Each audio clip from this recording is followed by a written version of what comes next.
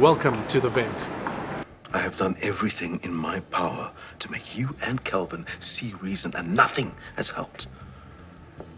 Please, Frank. No, I'm not going to be either yours or Kelvin's messenger boy.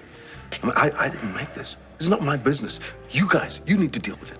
Okay, so let's talk. Let's get a bit juicier. Yeah. There is talks about a revamp of Isidingo, and the Zondela family has been introduced. Are there going to be any more characters, any new characters that are going to be introduced to Isidingo? Well, if I can start with the first part, and Rowan can answer the second part. First part of it, the revamp sort of started last year already. First part of it was actually bringing Rowan in as our new head writer. And he started at the end of last year. He then we allowed him freedom, and we sort of constructed a brand new central development team around him to work with the existing writers, etc. And we found that it's been incredibly successful in terms of what it's generated so far. The second part of it was looking at the production team, looking at different areas of production, and saying where are the chinks in our armor, where are the areas we can improve. And we've made a lot of those changes already, and I think we can see the difference on screen already. And that's quite satisfying, because now the focus is really all moved to story and character, which is where the focus should be, isn't it? So. Yeah, it starts there. I mean, it starts with story and character. If that's working, if that's healthy, if that's exciting, it resonates through the entire production, and obviously on air. The audience talk, and they do talk, and they are active on social media as the show is going out. In terms of our plans for this year, we've consciously gone back. We've looked at what worked really well on the show when it was at its peak, and have drawn on those successes and those principles. And so we've brought back a lot of that into 2014, while trying to be contemporary and modern and reflect life in this country now. So it's a bit of both. It's back to basics plus kind of some new stuff. The Zondela family is part of that. They've only been on air for about a month, but already the reaction has been quite overwhelming. Because emotionally the audience connects with them. They represent the working class, but more than that, people that are dealing with real issues, fighting against injustice, fighting against unemployment, things that a lot of people can relate to and are emotionally connected with. These two actors have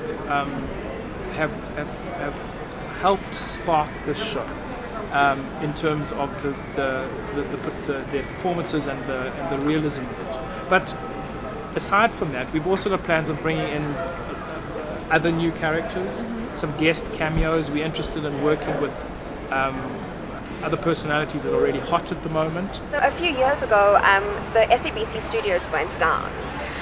What was that experience like, and how did it affect the production? It was an experience I wouldn't want to go through again. I still remember the day when I got the call, or the evening when I got the call, when that happened. But it threw our universe into absolute chaos for probably a year and a half in total, because we actually had to move out of the studios. We shot on location for about 6 weeks, which meant the writing team had to unravel all the stories we had written and write a new story, and then rewrite the stories back into the show when we eventually did find a studio and shoot. And then we shot concurrently, close to 12 episodes a week for a sustained period, until we actually caught up to where we should have been. But it was incredibly taxing on from an Endemol point of view, from an Isidingo point of view, on every aspect of production. I think the writing team probably had it the worst and took the most pain out of that, because creativity is the part of the business that needs the most time, and they had the least time. So I think the fact that we turned it around, never missed an episode, never missed a delivery, was an incredible achievement. And I said to Rowan recently that I don't think people really understand how big an achievement it was, and it was testament to a team that was 100% committed to making sure that the show survived. And the show must go on. Exactly, the show must go, and the show will go on. So it also gave us a chance to really assess internally what worked well and what didn't work well at the time, because in every organization there's chinks in the armor, and when the fire and when there was all that pressure, we sort of saw where that was, and we addressed those changes pretty much immediately, which is the team you see now, which is a much more resilient and stronger, and I think a team that's ready for whatever's to come in the future now. Do you have open calls for casting, or when you're writing script, do you know who you're writing for? We go through agents. depending on the role and the size of the role and how important the role is, is proportionate to how much time we spend on the casting. So we'll have a casting process, we'll have callbacks, we'll shortlist it down. I mean, the choice on casting is really important on a soap because so much of it is about the talent and ability of the actor, but also looks is important on a soap. You're often in close-up, medium close-up, most of the time. So that's got to translate. The audience needs to connect with you on a certain level. It's not just physically, it's mostly emotionally, but those things are important. So casting is a very important part of it. We take our time over it. We get it right most of the time, but sometimes you never know. Somebody comes in and just blows us away in an audition, and for some reason that we never anticipated can't follow through on that. One discussion we have very often on the bench is that in local TV, we see the same faces over and over again. And it's very seldom that a new face comes. And we kind of feel that maybe new talent isn't being cultivated in the way that it needs to be. What is your take on that? It's a subject that I'm very keen on speaking about because I sort of agree with you.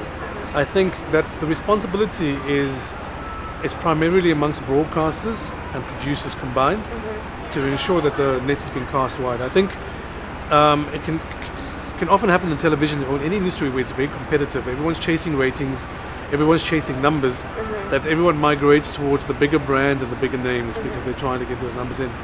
But I think it's important not to forget that any industry needs balance. It needs balance on both sides. You need stars in the future because those stars are going to age and in time they'll be forgotten and new people take their place. So, and it's sometimes forgotten. I sit in many meetings across different broadcasts, etc. And quite often we have the same discussion. And I'm very big on bringing in new talent all the time. Isidingo has brought in a lot of new talent over the years. And a lot of the shows that's in the mall that we produce, we always try to showcase new talent because for me, it's about in 4 or 5 years' time, who are the brands that are linked to your shows? And some of the people that we're working with now as key anchors on our shows are people we've groomed from 3 or 4 years ago. But we want to continue to do that. But to be able to do that, we need platforms and we need supportive broadcasters to allow us to make those calls and also to see a much wider array. I mean, South Africa is a really beautiful place with a remarkable variety of different looking people. And I think SA TV faces a danger of everyone starting to look the same.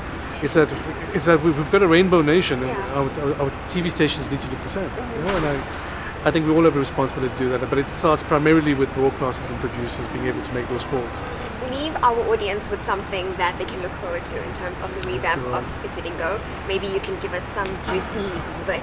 Oh no, he has lots of juicy bits. We're just asking for one. Come on, Green Eyes. For all Isidingo fans out there, something very big is going to happen to one of our very big characters quite soon, which is going to change everything in our world, and it's going to set the stage for brand new drama. So yeah, they must look out for that. It's going to be big, and it's happening soon. Just remember, dragons are big. Dragons are big.